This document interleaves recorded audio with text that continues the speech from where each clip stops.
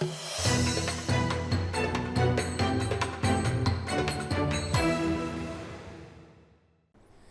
on Newshour, US Vice President J.D. Vance continues his mission to the Middle East, meeting Israel's Prime Minister Benjamin Netanyahu in Jerusalem. It's the second day of his regional visit and one closely watched in Washington as President Trump seeks to shape America's post-conflict role in the region. Now, the White House says the talks will focus on stability, humanitarian aid and Gaza's reconstruction. But behind closed doors, the agenda is far wider. Officials in Jerusalem have hinted at discussions on Iran, border security and the pace of regional normalization. Well, Vance has described his visit as an opportunity to listen and to lead, signalling a more assertive US diplomatic tone. His time in Israel comes amid a fragile ceasefire, of course, with Hamas, and pressure on both sides to turn it into something lasting. We'll have full coverage of what's been said behind the scenes and what both leaders stand to gain from this encounter. But first, let's take a look at the story in more detail. The two-day visit by US Vice President J.D. Vance to Israel is unfolding at a critical juncture in the Middle East. The US brokered ceasefire between Israel and Hamas, in place since October 10th, has brought a fragile calm after months of intense conflict. Vance's meeting with Prime Minister Benjamin Netanyahu in Jerusalem is intended to move beyond crisis management, transforming the truce into a foundation for lasting stability, aid and reconstruction in Gaza.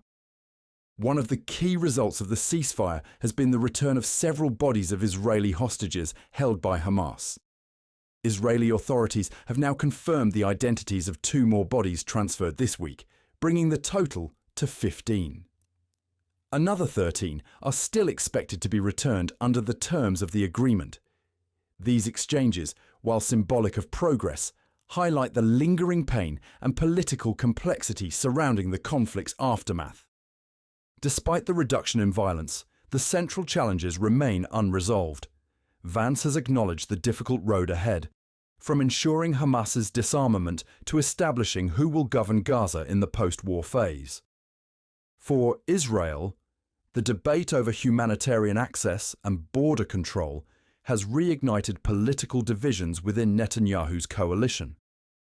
Hardliners demand tighter security and restrictions on aid, while moderates argue that addressing Gaza's humanitarian crisis is essential to prevent future instability. For Washington, Vance's trip underscores a broader ambition to reaffirm America's influence in the region without direct military involvement. He has ruled out any US troop presence in Gaza, describing the American role as one of coordination and oversight. The White House is instead working with regional and international partners, including Turkey, Egypt and Britain, on mechanisms to monitor compliance and oversee reconstruction. Across the Arab world, governments are watching closely. The United Arab Emirates and Saudi Arabia, both signatories to the Abraham Accords, have signaled cautious support for rebuilding efforts, provided the process remains transparent and internationally supervised. Their engagement will be vital in unlocking the financial and political backing needed to stabilize Gaza. The outcome of Vance's discussions with Netanyahu will shape whether this ceasefire becomes a bridge to longer-term peace, or merely another pause in a recurring cycle of violence. Much now depends on sustained diplomacy, mutual restraint, and the ability to turn a fragile truce into an enduring settlement. Now let's just take a listen to a presser held by Vice President J.D. Vance, but also President Trump's son-in-law, Jared Kushner.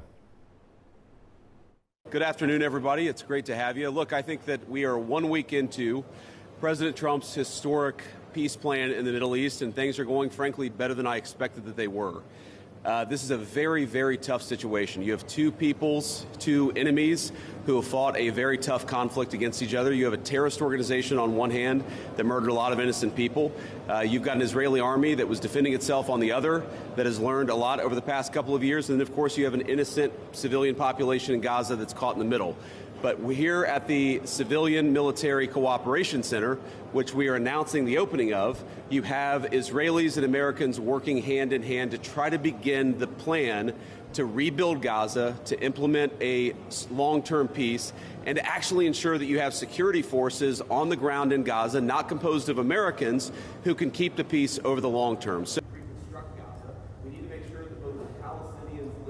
the Israeli government has been remarkably helpful in this. I want to thank them, thank our Israeli partners, and all the folks particularly who are working hand in hand with their American friends here at the CMCC.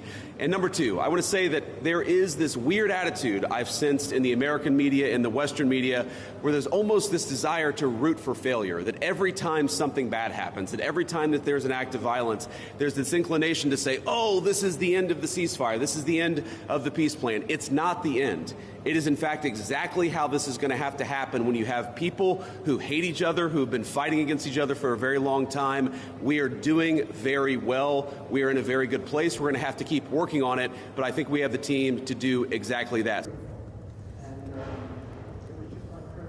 The humanitarian aid, there's actually been surprisingly strong coordination between the United Nations and Israel, which is something that we've been able to help synthesize, get each other to air their concerns and to find out how we can do it better so that the aid reaches the people in Gaza and doesn't go into the wrong hands there. What troops are on the ground in Israel is going to be a question the Israelis have to agree to, and I'm sure that Prime Minister Netanyahu will have opinions about that, but we think everybody has a role to play here. Some of that's going to be financial, some of that's going to be in reconstruction, some of that's just in communication with the various parties to ensure that this deconfliction process actually works and is implemented. We're not going to force anything on our Israeli friends when it comes to foreign troops on their soil, but we do think that there's a constructive role for the Turks to play, and frankly, they've already played a very constructive role. We're very grateful for that. Also, the Israelis are able to live in some measure of security. What we've seen the past week gives me great optimism the ceasefire is going to hold. And if we get from where we were a week ago to a long-term, durable peace between Israel and Gaza, there are going to be hills and valleys. There are going to be moments where it looks like things aren't going particularly well. But given that, and given the history of conflict, I think that everybody should be proud of where we are today. A couple of words about the deceased hostages. I mean, one of the stations that I met with, one of the groups that's working on this that I met with earlier, they actually have a photo of the 15 deceased hostages who are still in Gaza. It is a focus of everybody here to get those bodies back home to their families so that they can have a proper burial. Now, that said, this is difficult. This is not going to happen overnight. Some of these hostages are buried under thousands of pounds of rubble. Some of the hostages, nobody even knows where they are. That doesn't mean we shouldn't work to get them, and that doesn't mean we don't have confidence that we will. It's just a reason to counsel in favor of a little bit of patience. This is going to take a little bit of time. And look, our warning to Hamas is very straightforward. The terms of the 20-point plan that the president put out there is very clear. It's supported not just by Israel, but by all of our Gulf Arab friends. It's that Hamas has to disarm. It's that Hamas has to actually behave itself. And that Hamas, while all the fighters can be given some sort of clemency, they're not going to be able to kill each other, and they're not going to be able to kill their fellow Palestinians. No reconstruction funds will be going into areas that Hamas still controls. And as far as the demilitarization goes, once the ISF is up, there needs to be a security force that they can feel safe from, that in order for it to be the transition to be complete. So that needs to happen. There are considerations happening now in the area that the IDF controls, as long as that can be secured, to start the construction as a new Gaza in order to give the Palestinians living in Gaza a place to go, a place to get jobs, a place to live. So that's one of the many things being considered. Well, I'm not going to make any announcements here today. The President of the United States has been very clear about our policy with regards to Iran. It's that he actually wants Iran to be prosperous. He wants to have good relations with the Iranians, but they cannot have a nuclear weapon. And so we're going to keep on using and exhausting every diplomatic means possible to try to ensure that Iran does not have a nuclear weapon. That's our focus, and that will remain our focus for the indefinite future. And as this meeting gets underway, our correspondent Blake Sifton in Tel Aviv has more now on what's driving the agenda in Jerusalem tonight. Guy, in Israel, Vice President J.D. Vance has joined Jared Kushner as well as U.S. Special Envoy Steve Witkoff in essentially trying to stabilize the situation and keep the ceasefire on track following that very serious outbreak of violence in Gaza on Sunday. They're also trying to build momentum to push forward toward the second phase of the deal and the full implementation of President Trump's 20-point peace plan. Now, speaking to the media alongside Prime Minister Netanyahu earlier today, Vice President Vance expressed optimism in the ceasefire, saying, "I never said it was easy, but what I am is optimistic that the ceasefire is going to hold, but that's going to require a lot of work." He also said that he believed that this ceasefire could see the Abraham Accords expand and unlocked, and perhaps other countries in the Middle East normalize ties with Israel. Now, speaking to the media at that same press conference, Prime Minister Netanyahu stressed the American-Israeli relationship and alliance and said that it's intertwined and mutually beneficial, saying a strong Israel serves America's interests in stabilizing this very unstable region. Now, alongside Witkoff and Jared Kushner, Vance is also trying to push both sides to honor their obligations in this first phase of the ceasefire. For Israel, that means letting more aid into Gaza. And for Hamas, of course, it means doing everything they can to retrieve the bodies of Israeli hostages still held in Gaza. Yesterday, Hamas returned 2 more hostage bodies, but there are still 13 in Gaza. Hamas, of course, have said that they're doing it as quickly as they can, but they will need special equipment and heavy equipment in order to do that.